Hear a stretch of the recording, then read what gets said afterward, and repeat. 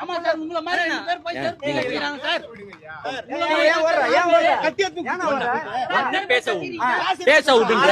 இப்ப நான் செருப்பை தச்சா சும்மா இருப்பீங்களா சார்? உங்களை இப்ப செருப்பை தச்சா சும்மா இருப்பீங்களா? நீ ஒண்ணு பேச சார், உங்க தலைவன ஸ்டாலின் செருப்பு தூக்கி வச்சா சும்மா இருப்பீங்களா? லூஸ் மாதிரி பேசுறீங்க.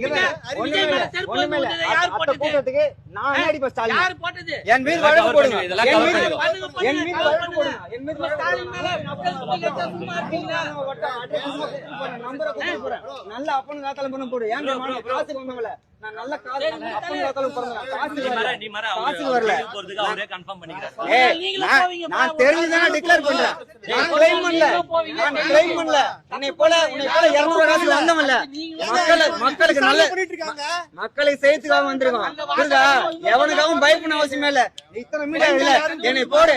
இன்னைக்கு நீங்க வேற ஒண்ணுமே இல்ல. இங்க இல்லைங்க, இங்க பேசுறவங்க கிடையாதுங்க. Facebookல அவரை பத்தி அவர் செஞ்ச தவற விமர்சிக்கிறவங்களையும் உள்ள அரெஸ்ட் பண்றாங்க, ரிமாண்ட் பண்றாங்க. நான் நல்ல அப்பனு காத்தாலும் பிறந்தவன், இங்கே நிக்கிறேன்ல.